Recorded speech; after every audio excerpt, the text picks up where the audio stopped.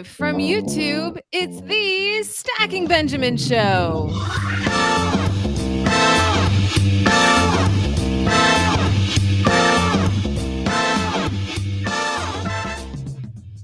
I'm Joe's mom's cousin Diana, and I hope you're here to live long and prosper because today we're celebrating Star Trek star Will Wheaton's birthday by fighting intergalactic inflation. To help you plan your most prosperous life, we welcome from your Richest Life Planning, CFP Katie Brewer. Also joining us today from Penzo.com, a Klingon lord. It's just Len Penzo. But you can see how I could be mistaken. Rounding out our crew is our own version of Data, always seeking to become more human in his behavior, often with unfortunate results. It's Doc G. And halfway through our battle against the evil rising of prices, I'll swoop in with my galactic trivia. And now, the Captain Kirk on this ship to the Benjamin Galaxy, Joe Saul-Sehy.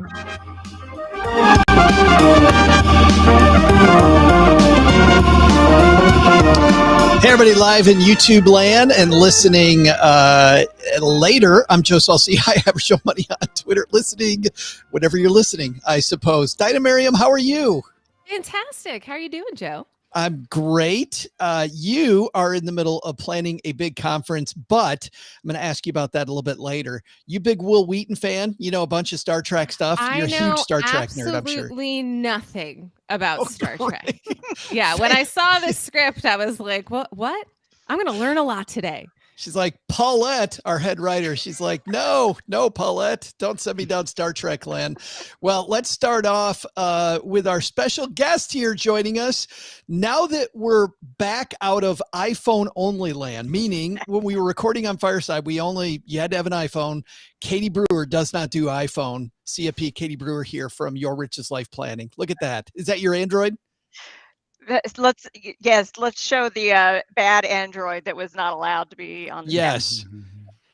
And now you can be with us. So I'm so happy you're back because, as you know, Katie, you're like our last minute call. This must have felt weird to you that we called you like a week before saying, hey, you want to be on the show?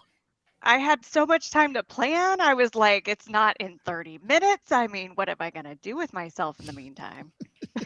Well, it has been a while because we did Fireside for these shows for just over a year.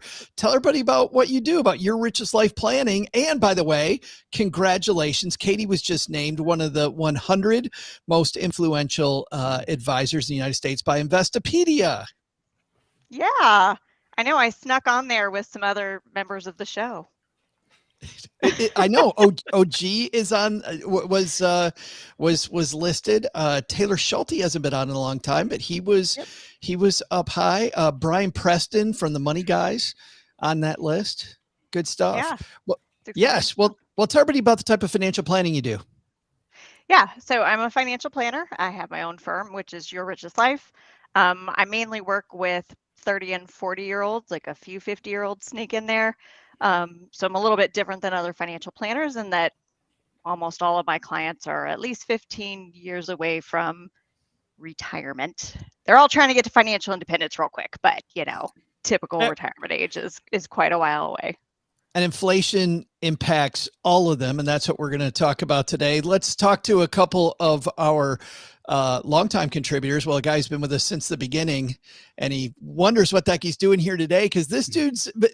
You had COVID. It's not past tense, Joe. It's present tense. I still have it. Yes.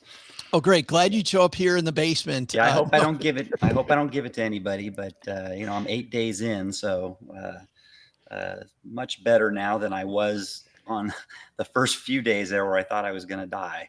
Not good to us old guys. This is when you really wish you were 20 or 30 or 40 years old. So. Well, I was surprised that you said that you were going to do it, but inflation is something that you talk about a bunch at Penzo.com. We're about to talk inflation again, about the price of a sandwich here in about a month. I can't wait for that. Yeah, that's it should be, actually it's less than a month. I do my official survey here in another 10 days, I think. I go out and do all the ingredient surveys, and then we can start talking about our sandwiches.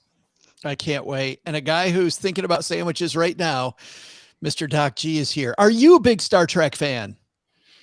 I am not. When I was little, my dad used to watch the original, and we had all the models at home. So we had the old Star Trek models from like the 1960s and 1970s in the house. But no, I like the old ones. They're fun. Do you even know who Will Wheaton is? Vaguely. Len, how about you? Big Will Wheaton fan? You know, I'm an old Star Trek guy. Isn't Will Wheaton the Next Generation? Isn't that who he is? Yeah. So I mean, it's been a while, but yeah. Come on, Katie, but hold the Will Wheaton flag. You got the Will Wheaton? Yes. I just remember Scotty. Am I in the right show? With the beat me up, Scotty. Well, you can see big Star Trek fans here on the show today. Diana's here, Doc G's here, Len is here, special guest Katie Brewer's here. We're talking inflation. How do you fight inflation? A fantastic piece, really dove into this in a nice way. So we're going to give you hopefully a bunch of tips to help you with this wild ride that we're on with prices going up so quickly. But before all that, all right, man, this is exciting. How many times do you say this is really exciting and then let's talk inflation?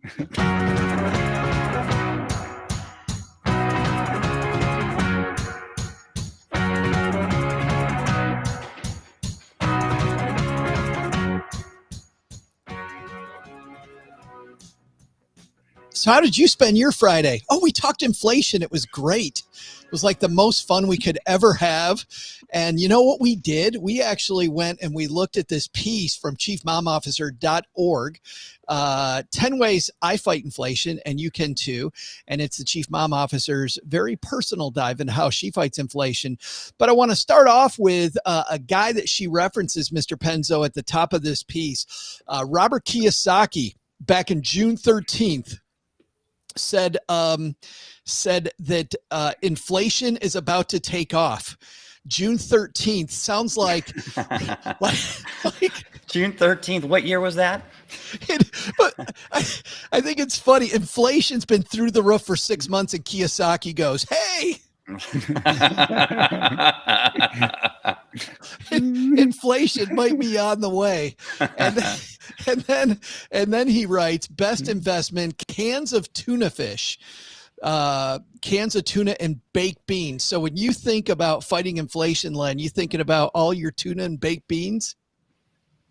Well, you know, in Robert's defense, when you're looking at inflation, just from a hyperinflation perspective, I think this is where he was going with this. I'll use the Weimar hyperinflation event back in Weimar, Germany, back in between 1921 and 1923. Now, this was a catastrophic inflation, but just to set the where I think he's coming from. In 1912 in Germany, the average household spent 30% of their spending on rent, and 30% on food, and 5% on utilities. By the end of the hyperinflation in 1923, 0.2% of their income was spent on rent, and 92% was spent on food. 92%. Okay? Yes, that is that. I mean, so that's where I'm sure that's where he was coming from when he said that. That being said, if things don't get that bad, I mean, it does make sense. If you're going to you want to buy a can of food. If things are inflating at 10 or 15% a year, you know, and you buy a case of corn, a year later, you've basically, you know, made 10 or 15%, or you've got a return of 10 or 15% on those cans of food. So, I mean, we can kid around, make fun of Mr. Kiyosaki, but I mean, there is some truth in there, and food is not going to hurt you, buying canned food. I think I'm more, Len, going after the inflation's about to take off when it already had clearly taken off. Yeah. That's Yeah, the part, he like, missed that one, I guess. yeah, it's like, He just got the memo. Somebody just told him. right? Babe Ruth calling his Hey, shot and after he I'm already hit it out. I'm an expert in the canned food. I've shared this here before. You know, you've been to the bunker, Joe. You know, you've seen all my canned food that I have. I've told you about the time I have so much canned food. I mean, it lasts way beyond the use by date. And I tested, you know, I regularly test 10, 15-year cans of food to make sure that they're still good. So Yeah, the food does last. You know, like I said, I opened up the can of Chef Boyardee ravioli last year. It was over 10 years old. So it looked terrible. Trust me, but it tasted just fine. If you put a blindfold on, you wouldn't even know it. Len doesn't have COVID. He has food poisoning. I'm wondering this right now. That's what he's really got going on.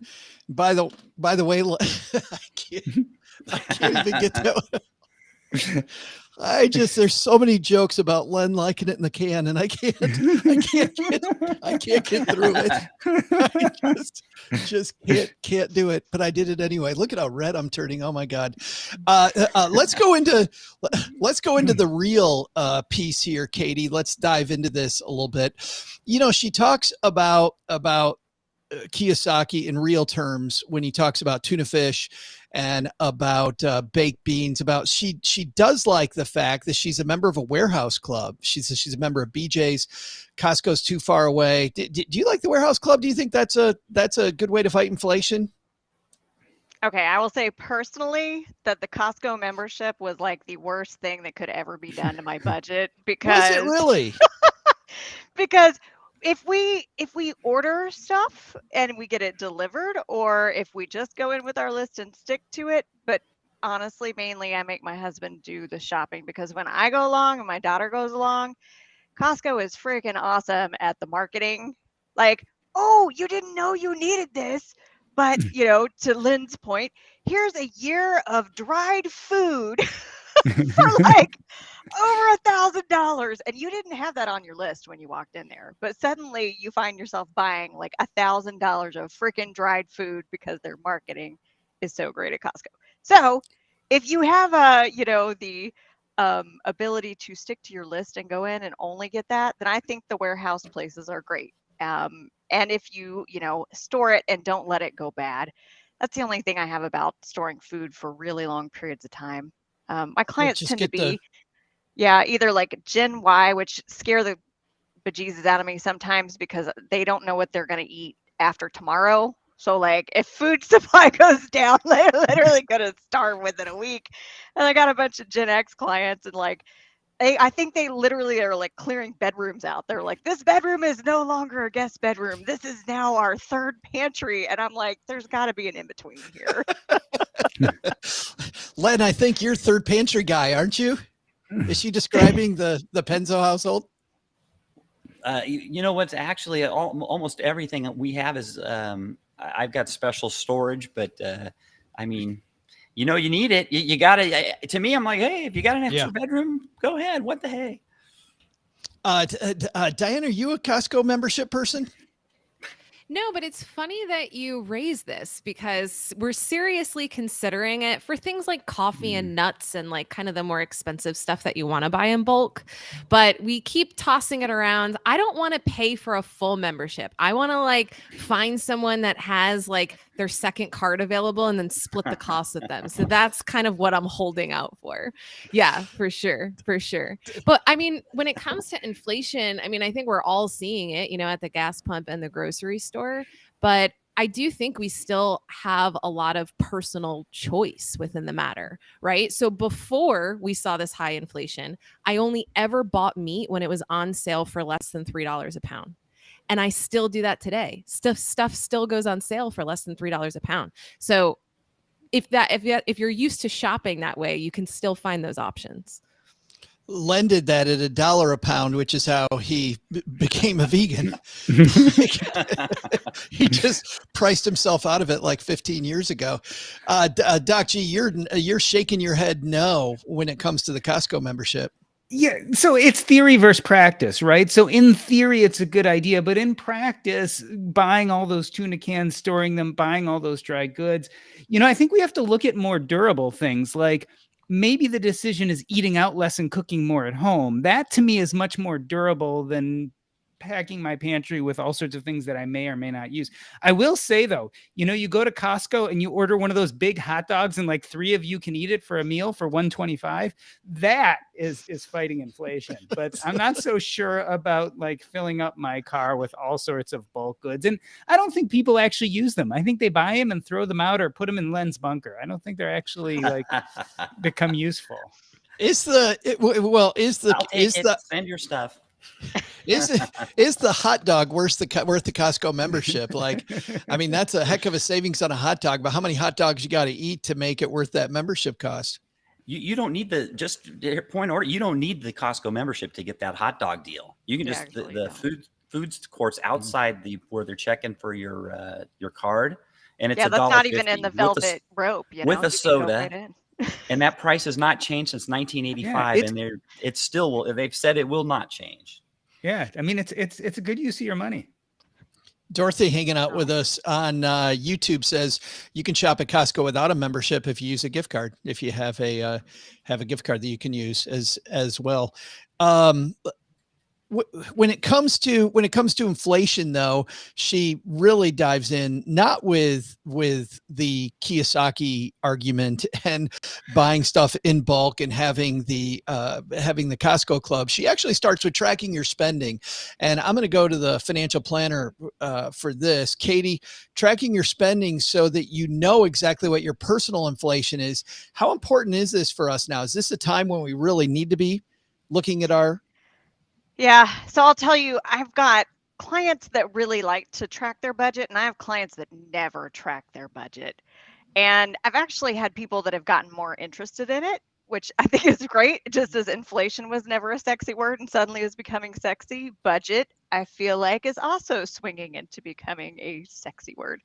And it's mainly because, they didn't have to worry about it, and they probably still don't have to worry about it, but it gives them the information to be able to make the changes if they needed to make the changes, which I think is really important. Is budget truly a sexy word now?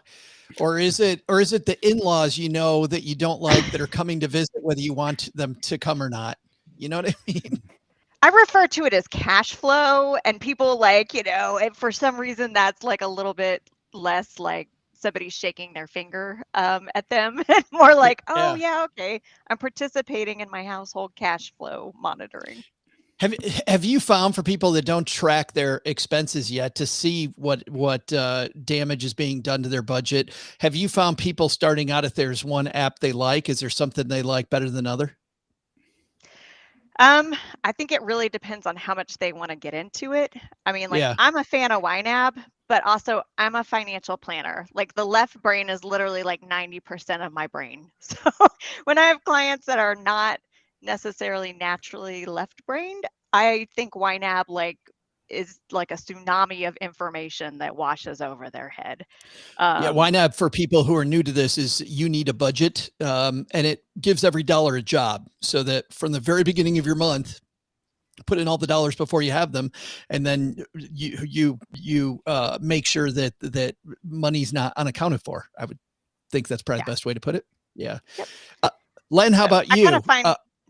Oh, go ahead. Well, Katie, go ahead and finish that.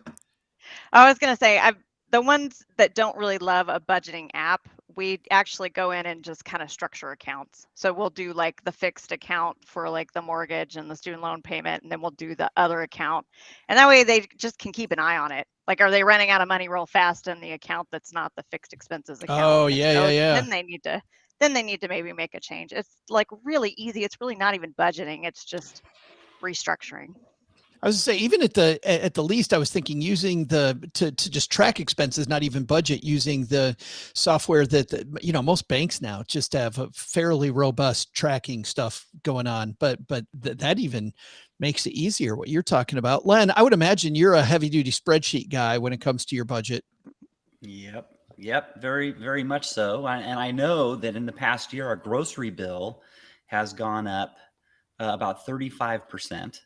So I know that for a fact. Nothing has changed in that time other than price inflation. So, and it's really neat to know, to have that data at your fingertips. As a matter, I asked the honeybee, I asked her just a couple, not maybe 3 or 4 weeks ago, hey, how has our grocery bill changed over the past year?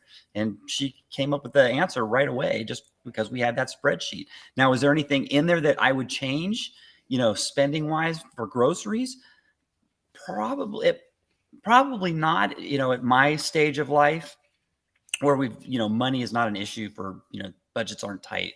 But I think if maybe in my just starting out in my 20s or 30s still and just bought a new home and money was tighter, I probably would be looking at where specifically to be cutting back and looking at areas where the inflation needed to, we need to do something about it, So it is good to know information is power.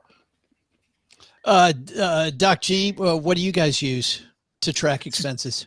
So we have never, ever tracked expenses our whole lives. I call it a non-budget. Basically, we use a series of hacks to save money in such a way that we don't have to put a lot of thought into it. So for instance, my wife and I, especially in our early years when we were both working, we would just naturally put one person's paycheck towards investments and one person's paycheck would go directly into checking account. And that was how much money we had. You had money to spend or you didn't have money to spend, and that was it. But we also set a series of rules together just to make it easier.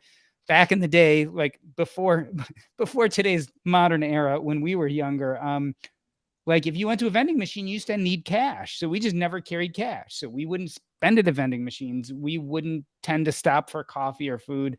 If we were making a big purchase, we would never buy a big purchase on a whim. So if we were at Target and all of a sudden we're like, oh, we need that $500 new TV, we would never buy it the same day. We would go home and give it a week and to cool off and then think about it. So we kind of built this idea of budgeting into our lives so that we didn't have to do the more formal writing everything out. But do you find that at a time now that we've got this huge inflation, that puts you a little bit at risk? Like when Len's talking about his grocery budget's 30% higher and not 30 something percent higher, and he's doing nothing differently. It would seem to me that you might not be able to catch as quickly the rising costs. So again, it depends on your personal situation. So again, probably similar to Len, is I'm not at a point in my life where I'm as worried about those fluctuations, but there's also the sniff test. So you get really used to what things cost. So when you're at the grocery store and you're buying a pound of meat and you're like, whoa, that's more than before.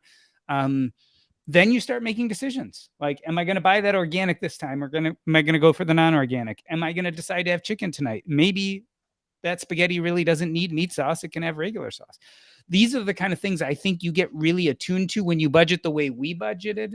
So we kind of just know the prices of things. So in fact, sometimes I think we actually go the opposite way. We're much more likely not to pay extra because from a sniff test standpoint, it looks too expensive or looks more expensive. When actually, if we looked at our accounts, we'd probably be fine. But it's just the kind of insult of saying, oh, that was a lot less 6 months ago. And so that's kind of how it worked for us. And I think we naturally just have other habits. Like we tend to drive less, like knowing that gas has gone up. We have both an electric and a gas car. So we use the electric now more. And then we just tend to walk. Like I don't go grocery shopping by car anymore. I just walk to the market down the street and shop there. I got in trouble with everybody before. We have a town just south of where I grew up called Leonidas. How do you pronounce this? Is it Leonidas? Leonidas? Always ask a local. No, Leonidas Reviews. You guys see what's on on our screen? I think it's Leonidas Reviews, and I got made fun of because we have this town south of where I grew up, Leonidas, and I can never pronounce the word right because of that. But Leonidas Reviews says if I buy in bulk, we just eat the food faster than we would if we bought it as we wanted it. For us, we spend more overall. That's why I don't do the Costco Cub for that reason. Leonidas. I'm just going to call him Leonidas because it feels so much more comfortable. Hey, that's why we don't. I want to bring up one thing though with respect to that, and that's a lot of people do that. But what if you rotate your food? What you do is slowly build up your stores, and like after you got a year's worth of stores, as long as you're rotating, the food doesn't go beyond the date. So, I mean, you're constantly, as long as you're rotating, you always have a 6-month or a 1-year supply behind you, and the food does not go bad. So that I think a lot of people miss that point. They think I buy in bulk and then I just keep eating, they leave the bulk stuff in the closet instead of rotating. So you have to rotate. I think that it also means just meal planning in general, Len. I mean, when we meal plan, we generally do a great job then of clearing out the freezer and the refrigerator. And I spend a ton less money when I meal plan than I do when I don't. My food waste is also considerably less. Yeah, I think that's great. Is it time to start? When do we start bringing up our own ideas, or is this the second half of the show, Joe? Or is it? Yeah, let's do that in the second half of the show. And actually, what's funny is we spent way longer on that base than I thought, but coming up with the second half of the show, not only are we going to go through your ideas, we're going to dive into her ideas. We haven't gotten into any of those, but before we do that, we have a very important segment here. We have a trivia competition that's been happening all year long between our three main contributors. Mr. Penzo's here representing himself. He should be on the injured reserve, but he came off the bench because it's very important for Len to make sure that he gets this point back, because somehow recently our friend OG took the lead in this deal, which as Len knows, cannot happen. Just cannot happen. So OG is in first. Got my note here somewhere. Where the heck is my... This is what I like about the fact that we get to edit this, because I cannot find the script.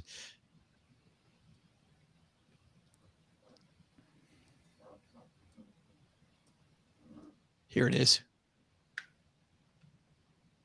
OG's in 3, 2, 1. OG's pulling ahead now with 10.5. Len has 9. And Paula has 6.5. And I think what we'll do, we'll just keep the genders the same, and we'll have Doc G play for OG, and we'll have Katie play for Paula, which also, Len, would seem to make sense that, with OG in first place the way that he is, having Doc G play for OG I'm the handicap. Yeah. Is a good idea. If we're going to have a little boomerang. Oh, hey, gee, I won last time. I mean, Doc G, that's not what happened last time. I heard you hit it out of the park last time. Yeah. But I think that was for you, Len. No. Oh, it was? Oh, good job. Good job, Doc G. Reversion to the mean should mean that I should be really off for the next few. Okay, good. And also Paula at 6.5, falling way behind. So Katie, it's on you, girlfriend. It's all on you. But I think before we play this game, I think we have to have a trivia question, don't we, Diana? We sure do. Hey there, Stackers. I'm Joe's mom's cousin Diana, and today let's lean into Star Trek nerd trivia, shall we? Will Wheaton portrayed Wesley Crusher, a child genius and Starfleet hopeful, much like myself, on the television series Star Trek: The Next Generation. He's become famously associated with the series, even appearing as a fictionalized version of himself in a reoccurring role on The Big Bang Theory. So my question is, if Wheaton was 18 when he left the show, how old is he now? I'll be back with the answer after I learn Klingon for happy birthday. That may take Diana a little while. Gives us some time to get your answers in. And we start with the person who's in first place, which is Doc G. Doc is a big Star Trek fan, I'm sure, as you mentioned earlier. Will Wheaton, how old is he this year? So he was 18 when he finished The Next Generation, right? All right. So Next Generation was the one right after the original Star Trek. Now that I think about it, I think I did watch The Next Generation. And I'm thinking that was it in the 80s? No, it was in the 90s, maybe? So if he was 18 and we're going to say that it was around 1990, that would make him about 48. Is that it? So I think I'm going to go with 48. Yeah. 48. Mr. Penzo, what are you thinking, man? I don't know. It's another one. Well, I'm either going to go on one side or the other. That's- 90. But why you think he's in the ballpark? I think so. Yeah. Gosh, Did you? can't imagine. You said you weren't a fan of this series, Len, but did you watch any of them? Wasn't Will Wheaton? Was he the one with when who was the bald guy that was the captain after Picard. No, he Picard. was Was he in Jean-Luc there? Picard. Was he in that? Was he on that show? The Picard. Yeah, one? yeah, I think Yeah. so. I believe. Not to help you Okay. out, but yes. No, but well, gosh, you said 48. I'll say, I don't know. I'll say 51. 51 for Mr. Penzo. So, Katie, Okay. even though you, Just to even though you clarify, are haven't, we doing the closest or the not above rules? Because I think I've gotten burned by this before. I was going to say Katie getting the rust out because she hasn't been on the show in a while. And no, if we no longer have the without going over rule, it's just whoever's the closest. So we've got 48 and 51. All right, I'll go 46. It's going 46. You guys pin me in, man. Pin me in. You know what? We gave you some leeway there. We could have sandwiched you proper, but we didn't. I know it could have been 49 and Got much 47. breathing room there. I don't know. Yeah. Right there. We'll see. Doc G feeling a little claustrophobic. We'd like to tell you who's going to win this thing, but we don't play that way. We'll be right back. All right. 3, 2, 1. Doc G, you kick this thing off by saying 48 years old, Mr. Wheaton is this year. Feeling pretty good about that? I'm kind of in between. So I'm wondering when the show ended. Like, was it in the 90s? So he may be, I'm guessing, if anything, I might be a little bit on the too old side. Oh, well, he thinks then Katie might be the one. Maybe, So feeling pretty good about that, Katie? I don't know. I'm at the very end of Gen X, and so I figured maybe he's like a few years older than I am. That makes two of us, Katie. Mr. Penzo, then you don't seem confident at all with your 51. No, based on that. I don't. Well, let's see. It sounds like most people giving it to Katie. Is Katie going to help Paula get back in the game? Here we go. Hey there, Stacker. I'm Joe's mom's cousin Diana. Star Trek: The Next Generation originally aired from September 28, 1987, good year by the way, to May 23rd, 1994. The series finale, much like this YouTube channel, was watched by over 30 million viewers. So how old is Will Wheaton, one of its stars? Well, he's 50. And that means that Len is our winner. Len was what, 51? Big birthday for Mr. Wheaton this year, turning 50. Happy birthday, Will. I know Will much more. He has a board game channel. They play, he and his family and some of his geeky friends play board games on YouTube. And for those of us that love board games, if you can't play a board game, nothing more fun than watching somebody else play a board game. Let me just say, you guys owe me because I anchored you well.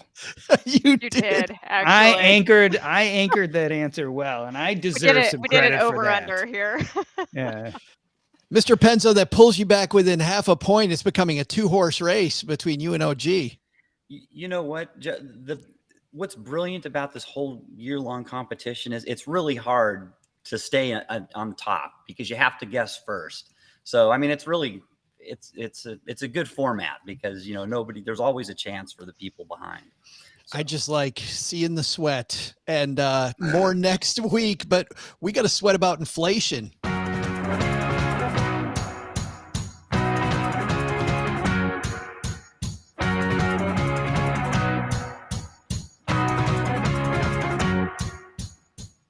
Second half of today's show brought to you by Magnify Money. Mr. Penzo, you know what happens when you go to stackingbenjamins.com/magnify-money? No hard questions this week, Joe. The COVID's really got my brain in a fog.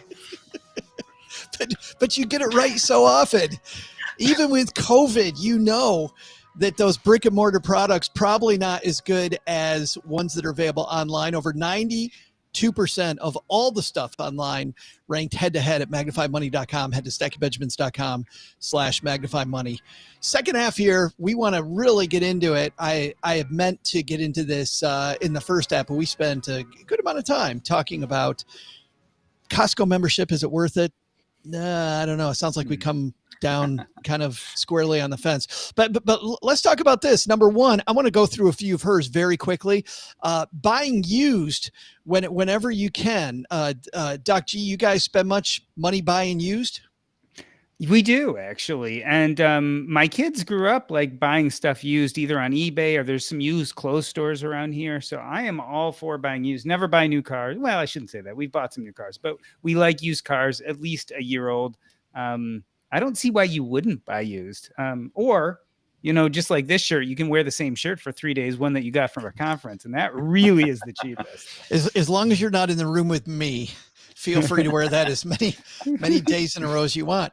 I like this idea though, Katie, especially she has this picture frame that she talks about that they had taken a photo at the Norwalk Maritime Aquarium, and they dug into Goodwill and found there was a whole bunch of picture frames. Like they got the picture frame they would have dreamt of getting anyway, but found it at a Goodwill.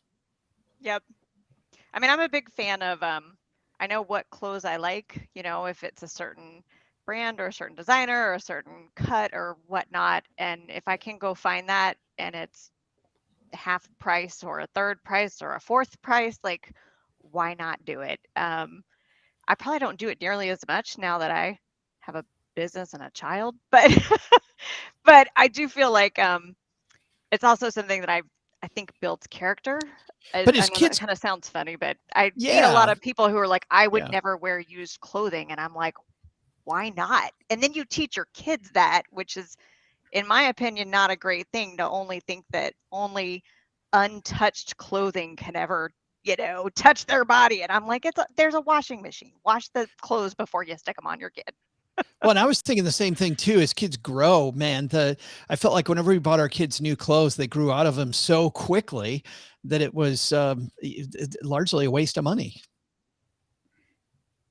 I know whenever I was pregnant a long time ago, I bought almost every single item of my maternity clothing at a secondhand store, because I was only planning on having one kid, and I was like, I'm only going to wear this literally for 3 months of my entire life. There is absolutely no reason to go buy this for $50 when I could get it for 15 or 20.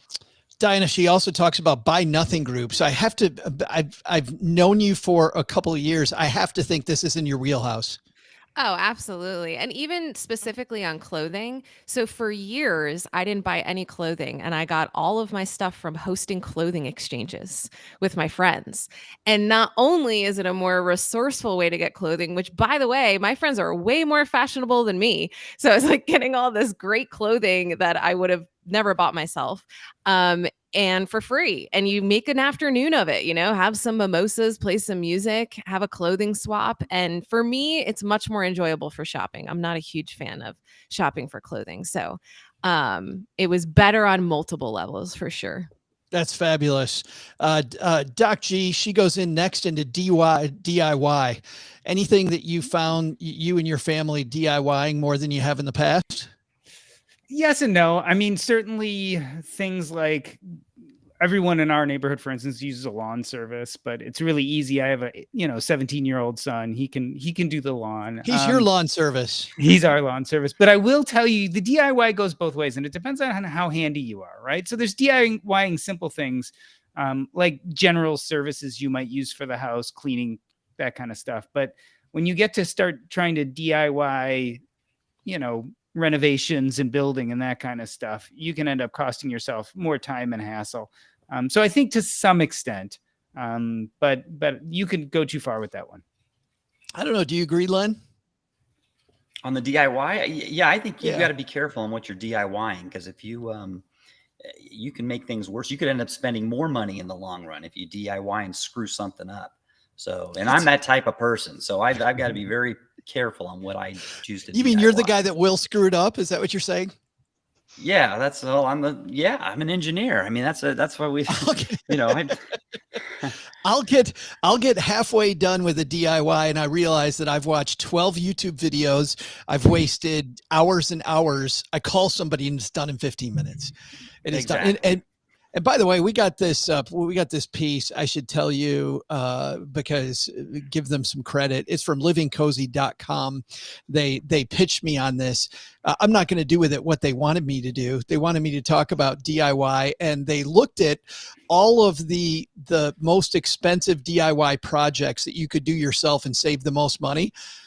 The number one DIY project around Homeland that will save you the most money, do you think is what? I would say installing ceiling fans. You ready for this? In their list, number one, DIYing your fireplace. Like, that was number two. It was. There's nothing bad that can come out of that. Home burning down, gas leaks. I mean, I just, Katie, love the look on your face. Like, you could have $15,000 you'll save. But you're right. As long as you've got good homeowners insurance, the DIY fireplace, number one, DIY understair storage will save you $10,000. My brother-in-law actually did that and it looks really nice. Created an understair storage area. We did that too. You did that also? Yeah. Me and a bud. Yep. Me and my buddy did it. Yep. DIYing your patio, $6,000 you save there. I do know people that put in pavers and in 3 different cases had a pro come in and re-put the pavers in because didn't get it. So because once they settled, the pavers moved so much. A garden room. Can I say, because Lynn's an engineer and does all the stuff himself. I had an engineering friend, love him so much, but he thought because we all helped each other on like projects sometimes that enough like beer and pizza would have us come over and help him do an entire freaking flagstone patio. We essentially got like a 4x4 section in, and he spent the next like 4.5 to 5 months out there every night after work, tippy tapping that flagstone patio into place. It was beautiful when it was done, but I'm too lazy for that, man. I do like this one. Average professional cost of creating a fire pit, $1,063. I think you could DIY a really nice fire pit for $1,000. I think that'd be fine. Anyway, those are some of hers. She also, by the way, I want to dive into just a couple more of these. She talks about KonMariing your expenses, meaning does it spark joy before you buy stuff, right? And then use it. I had no idea what that meant. Yeah, how do you?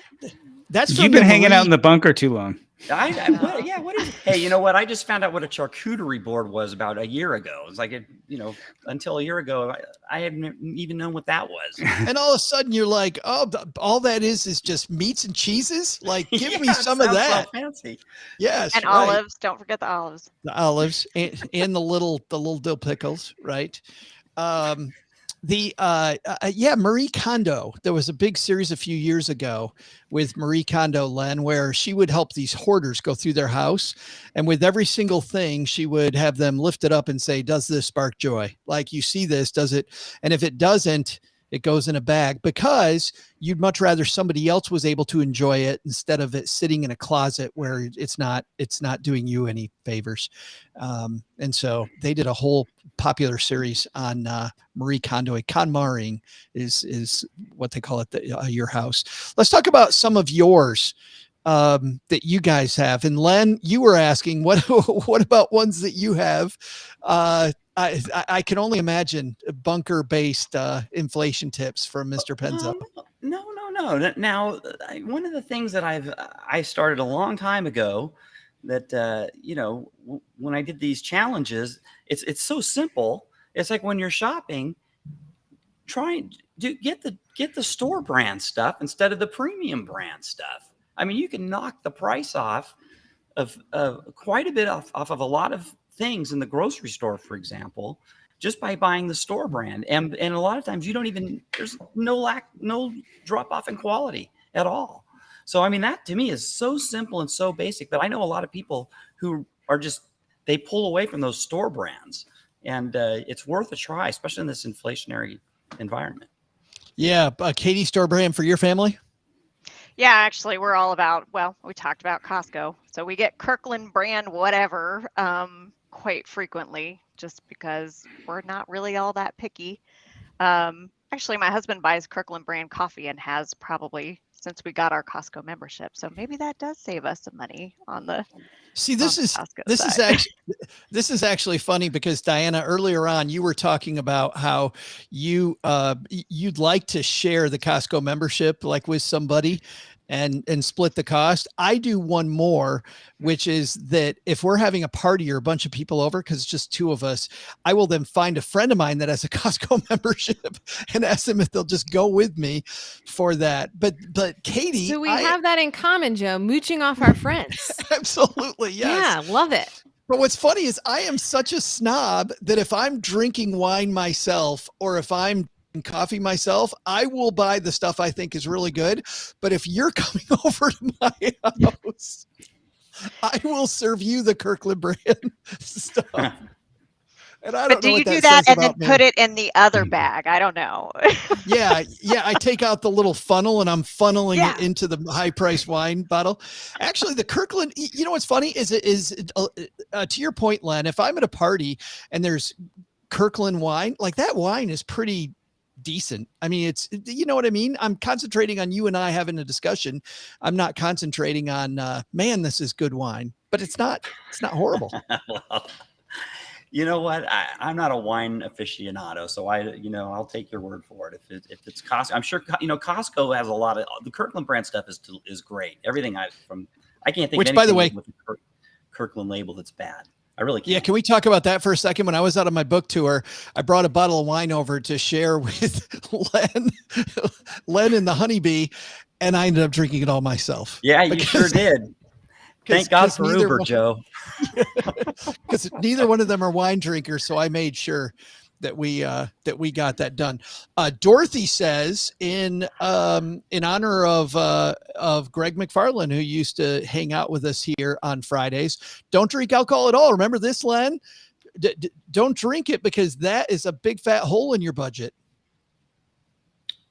Well, it's, you know what? It's put that under discretionary spending. Some people, it's Yes. that's one of the small pleasures in life. So, Diana, did you do this though? Or are you still doing this? Are you the friend who did like, I'm not buying any alcohol for a while? Yeah, I took a break for about 9 months, more for just like to see how I would feel. Birth sober experience, I guess you could say. I was not pregnant. But yeah, I just kind of wanted to give it a go and see how I felt. And now I definitely drink a lot less. Like I'm still drinking on and off, but definitely a lot less than I used to. I realized, by the way, that you were doing that right after I sent you a congratulatory bottle of wine. Oh, and I drank that. Oh, good. That was free wine. Yes. It doesn't count, Joe. Exactly. Exactly. Was it I'm Kirkland an enabler. brand?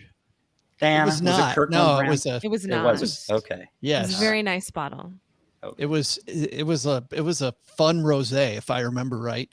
But then I remember I sent it and then I realized, oh my God, Diana's doing the I'm not drinking thing. It's like, yeah. Think about the receiver. Good. Yes. What else you got for inflation? Doc G, how about you, man? Let's get you in here. All joking included here, but larceny. I mean, you can steal. That might be the easiest way to. No, that might be the easiest. So the way I think about it is obviously I think you want to be careful with your spending, but I also think that's somewhat limited. I mean, I guess in a sense, my best way to fight inflation is also to hold equities and hope that over time, as costs go up, that the value of these companies go up. And I own large, index funds that are broad-based, and hopefully what I lose in my spending, I gain in my investments, or at least that's the hope long-term, is that ultimately the value of these companies should be worth more at some point based on the fact that they're collecting more profits. One more she has on here that I think we should look at.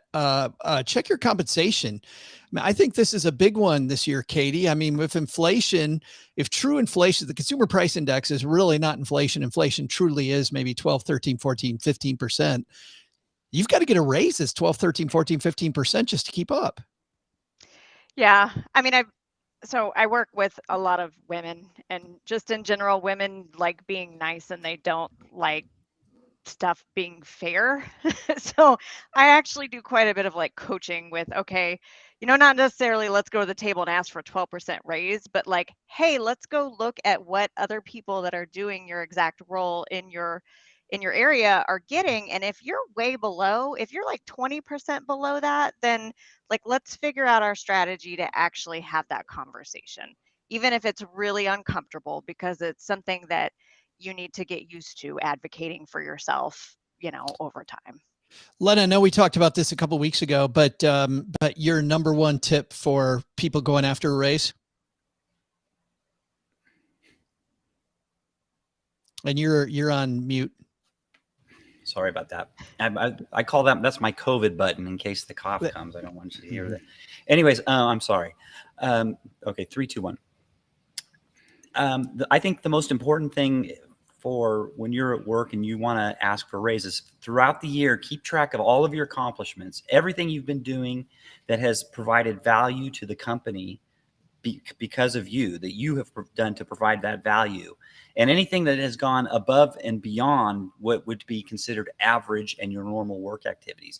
By the time the year rolls around and it's review time, you should have quite a long sheet of bullet points for everything that you've done. And when you have that and you can take that into your boss at review time, it makes it's a lot easier for you to ask for that raise. And it actually helps your boss as well.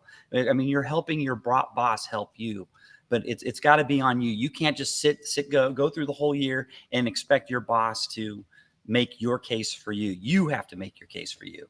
So constantly be recording what you've been doing. I think that's a great place for us to end it, guys. Let's find out as we say goodbye for this week exactly what's going on where you live, and we'll finish with our guest of honor, Katie. But let's start then, Mr. Penzo, with you. What's going on at lenpenzo.com? Well, I just put up today. My father-in-law helped me put up a new water heater, and to be quite honest, he did almost all the work, but I did it in diary form. So it's a diary on my blog there. It's Dear Diary, how I did a DIY water heater replacement and saved $400. And it's kind of funny, the whole thing, how all the trials and tribulations of getting it done DIY. So stop by lenpenzo.com and I think you'll enjoy it. Are you enjoying having more time to write on the blog now? Yeah, of course. Yes. It's, you know what? It's a lot less stressful. Yeah. When you have more time and you can be relaxed. Yeah. Absolutely. Yeah. Doc G, I know that you are on this monster book tour with Taking Stock, which is absolutely fantastic. But what's going on at Earn and Invest? So yes, I've been on interview after interview as part of the book tour, and that is really exciting. On Earn and Invest, we are basically continuing our panel discussions every Monday, and on Thursdays we're doing our individual discussions, and we just had Vitaly Katznelson on. He is the Thursday episode. His book is Soul in the Game, and it has some topics that are kind of similar to some of the things I talk about. So more not necessarily on how do we build our financial well-being, but what we do with it. And so he writes a bunch of essays about that in his book, and we cover some of that in Taking Stock. There you go. There it is. For those of you not watching on YouTube, you just missed the gorgeous cover for Taking Stock. Yes. And by the way, you'll be on this show Wednesday. You'll be back Wednesday as our featured guest talking about the book and about the things. Hey, real quick, I'm just curious. How does that work on the cover? Like, do they present a cover to you? Does the book company come to you and say, yes, here's the proposed cover? And can you say, oh, that sucks? You know, you can tell them to do better? Yes, exactly. I mean, I like your cover. That's a good cover. This is the third or fourth iteration. So they would send me pictures of the things that their designer put together. And I'd say, oh, I like this, or I don't like that. And believe it or not, you go as far as all the fonts and colors. It's actually, for me, it was a good month process or so to get us there. Wow. I felt lucky. Ours was very, very quick. It was, I had one like font change they gave us 3 different things and we were probably done in, I'm going to say a day. We're finished. So very lucky there. Diana Merriam, thanks for hanging out with us. How's it going? Planning for this 2023 huge festival on personal finance called Economy. Yes, it's so good. And actually, so for the people listening live, this might benefit you. Probably too late for the people listening on the 29th, but we have 1 early bird ticket left. So these are selling like hotcakes. You said it last time I was on the show that they were all going to be gone by the time I was on the show again. But we have 1 left. And so very pleased with ticket sales. And I have been spending a lot of time going to other events. So I just went to the last World Domination Summit. I've been to 4 Camp Fives this year. And it's just, as an event producer, it's so fun to not be the one producing it and just get to enjoy the event. Yes. Just watch everybody else doing it. Yeah. But that's those Camp Fives are so incredible. Love them. Absolutely love them. Just a great time. And it's Economy. Yes, with an M-E at the end. So it's economyconference.com. Yes, there you go. Until it's in France. Until it's in France, then it's Economois. That's next year when they go international. That's right. We're talking about, and we're going to have the international version of our show, Stacking Euros. That's coming up too. Katie Brewer, it's about time that we got done with Fireside so we could have you back. Really, that's the reason why we don't do these on Fireside, is so Katie Brewer can join us more often. Wow, I'm so honored. It's awesome. Well, what's going on? Are you working on the blog? You got anything big happening or just helping clients? A little bit of both.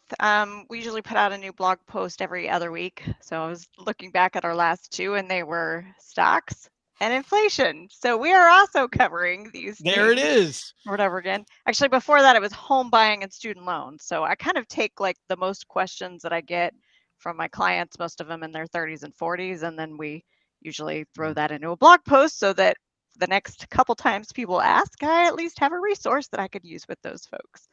But yeah, just kind of trying to stay on top of everything, especially student loans, because you never really know what's going to happen with them until it's literally 24 hours before the next deadline has expired, and then they make an announcement about what they're going to do next. It's kind of frustrating as a planner, but I'm sure people are very thankful to not have accumulated interest yes, this time. Absolutely. But you're right. The people are constantly wondering, hey, so is it over? Do I have to start yet? When do where is it? Stop, start? Where are we at on this thing? But yourrichestlifeplanning.com is where you go to find more, Katie. And we'll have links to everybody's stuff on our show notes page at stackingbenjamins.com. All right, Diana, that's going to do it for today. You got it from here. What should we have learned today? So, what should we have learned today? First, inflation. Start with the things that matter in your life. Spend more on those items and cut unapologetically on the things you don't care about. That's how you fight inflation.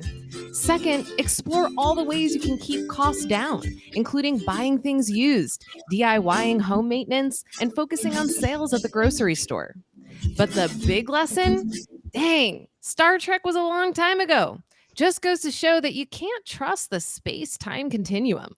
I'm beaming back to the 90s when shows were good. Thanks to Katie Brewer for sharing her wisdom with us today. Learn more about her work at yourrichestlifeplanning.com. Thanks to Len Penzo for joining us today. You can find Len at lenpenzo.com.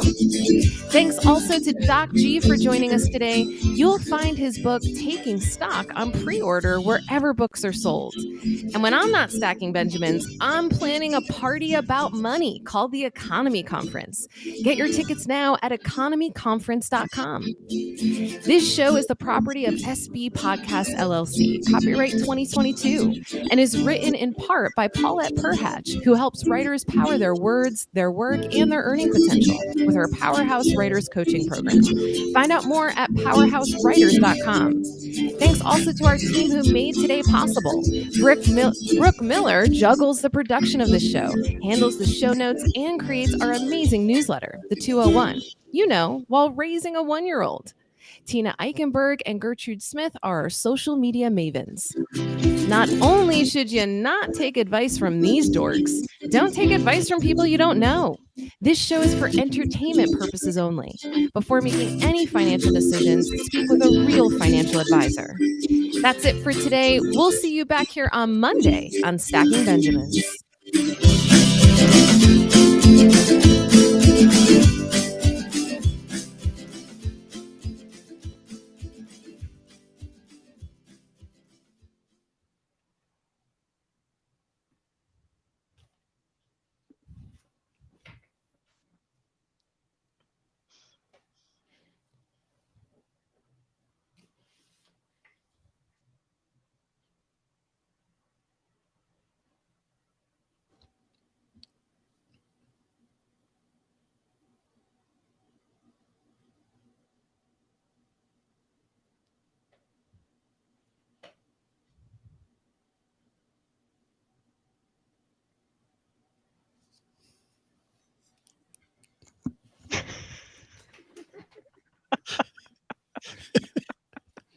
Welcome to the after show.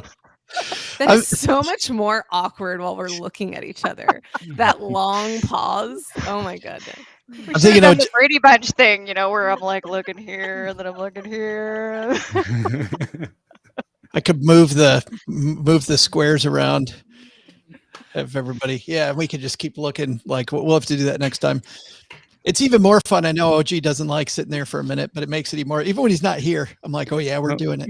I was about to say, making OG uncomfortable though is a pastime unto itself. It is a pastime.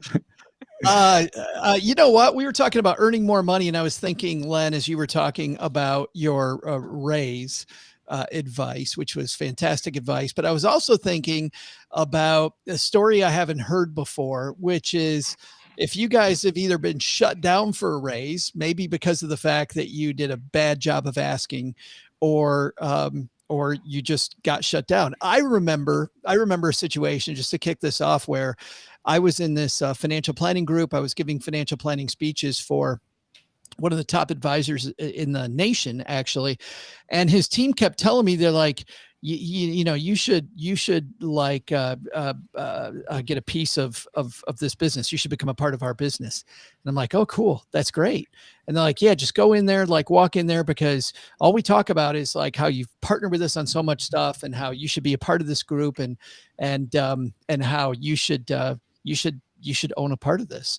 So I walked in after like all these members of the team told me about how much Pat wanted me as a part of the group. Walked in and Pat's like, what's up? And I said, I should have known that the time was wrong. Like he just seemed like he wasn't in a great mood. And I'm like, yeah, Pat, hey, I was thinking that, I've been working with you guys for quite a while and maybe I should officially like become a part of this group. And he goes, what the F are you talking about? Like literally, what the F are you talking about? I'm like, well, I think I should own a part of this practice. He goes, oh, what? What the hell are you talking about? You're like the new guy in our group. Why the hell would I have you like go over? All these people have worked for me forever. And it was funny because his team set me up. They totally set me up. I feel like they punked you. Like you got they punked. Totally did. Oh, they totally did. And I walked in there and just, oh my God, it was horrible. It was just, and then he proceeded to just tell me about how stupid it was that I'd even come and talk to him for about the next 15 minutes, which was great. So anyway, Len, denied a raise, walk in and oops, a raise. Well, there are a couple times I got business was bad and I got zero raise. And I think it was one other time but did you ask for one and not get one? Well, of course I always, you mean walk in as, yes, you mean and say, I want to, no, I don't think I've ever done that, but I'm talking about asking for raises or promotions and it goes really badly. Well, this didn't happen to me, but this is at where I worked. I will say this. If you're going to ask for a raise and you're going to bluff, you better be sure your bluff is not going to be called. I had a coworker who was not happy with for like 3 or 4 years. He wasn't the world's greatest. He was an underperformer. But he was telling me how he was going to go in and he was going to tell the boss that, I got this big raise and I'm going to, if you don't match this offer, I'm going to, walk. Well, he did it. He went into the boss's office and he told him, if you don't give me a 10% raise right now, here's, I just got another offer and I'm walking. And the boss said, well, it's been a pleasure working working with us, but good luck to you. And I wish you all the best. So might have wanted to think through that a little better. Well, fortunately for him, he didn't quit. So he didn't, he didn't tender his resignation right there. The boss just called his bluff and he slunked out basically. And he was still working there at, a year or 2 years after the fact. But yeah, it was pretty embarrassing for him. I was just saying, how still bad to be that guy. Then you got to look at your boss over and over. And well, the thing, the thing is for him, you think he'd put 2 and 2 together. If you're not getting good raises, it's one thing when the business did not do well and people have to suck it up. But, when you get 3, 4, or 5 bad raises in a row, you got to start thinking, maybe the problem is not the company.Maybe the problem is you. Yeah, the fit might not be there. Katie, how about you? Well, I do remember, so I probably wasn't even actually a raise, but it was a position where I had interviewed and I had asked all the questions and I asked about the range and this and that. And they came back and offered me something that I was like, what the hell is this? I think that they had told me the range was like 48 to 55 or something. And this was quite a while ago. And when they came back with the offer, they were like, it's $45,000. And I was like, well, hold on. It's like, here's what this person said. Here's what this person said. And then here's what you just offered me. And I was like, so I'm going to need you to go back to the drawing board and figure out how you can make it more in line with A and B. Wow. And not this thing. Did it work? It did. I didn't quite get up to where the senior planner had told me he thought it would be, but it did get up, I don't know, probably 3,000 or 4,000 more. And then I kind of pre-negotiated. At that point, I didn't have my CFP, certified financial planner, but I was working on it. So I was like, how about this? I'll take it at what the new offer is. And then as soon as I have those CFP credentials, you're going to bump me up to this. So I kind of did like more of a pre-negotiation because I figured like before you take the job is really always like the very best time if they really want you to come on to kind of strategize all that. So I was like, well, hey, I could save another conversation in a year or so if I just tell them I want to bump up to this as soon as I get the CFP, and it worked. Doc G, raise negotiation gone bad?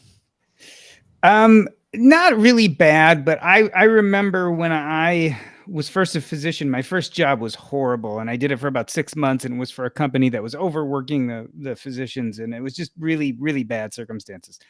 And so I applied for a job at the hospital that I was working at through this other job, and the salary was set, but there was a non-compete that was like for 10 miles. Like you couldn't work anywhere within 10 miles for a year or two. And I really like hammered away. I'm like, I want no non-compete because my plan was to work for this company for another few years, build a patient population, then go out on my own. So I remember hammering away, and I got him down to 2 miles, but I couldn't get him. I couldn't negotiate out the non-compete. But that's the best I got. And then I mostly worked for myself the rest of my life. So I didn't have to deal with that. So you didn't have to.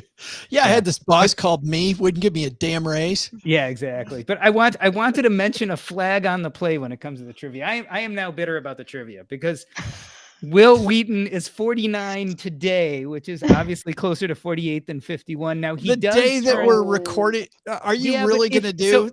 But then think about this philosophically. The day you turn 50, you're about a year and a day away from 49, and you're about a year and a day away from 51. So technically, it's really a tie, right? Technically, if you said 48 and a half, maybe you got, 48 No. 164 days No. versus 51 in one day. You're talking about. We just play the number. We just play the number. I'm right today, Len. You might be right in how many days, but Doc, this is very unbecoming of you. Just remember. Unbecoming. At least he saved it until the you're after lucky. show. You're lucky. You're lucky. You're sick, right? I expect this kind of argument from OG, but from you, no. Well, I'm here. I'm here in place of OG today. Exactly. So. That's right. OG's been texting him, Len. That's BS. Yeah, I wouldn't be surprised. He's been texting him. I think we'll kill it there. I was going to, Diana, ask you for a story. We all know. I had a good one. Oh, well, let's not kill it there then. All right, here we go. Well, I don't want to do the famous story. All right, here we go. 3, 2, 1. No, not that one. So this was back. Hold on, I got to introduce it now since I cut it off. Oh. All right, here we go. Well, wait a minute, guys. We got one more story here. Diana, we all know your famous story where you had the horrible boss, and just I think if people don't know that, there's plenty of places they can hear that story. But how about another one? Yeah. So let's go back further. I was a senior in college. And I had worked full-time during the day and went to school full-time at night. And kind of how I got into my career of brand extension and licensing. So I worked at this tiny little agency, and the base salary was like less than 30 grand. Right. And so I needed to, they kind of sold it to me on like, well, you can make commission on the deals you do. Granted, I had no experience in this industry to do deals. No, neither did anybody else on the team, but I actually was the only person on the team that sold anything. So I used simple algebra to figure out that for me to make like the 15, 20 grand that I wanted to make to get me to like a 50 grand salary, which to me at that time in my life was like, oh man, if I could make 50 grand at, 22, that felt really good.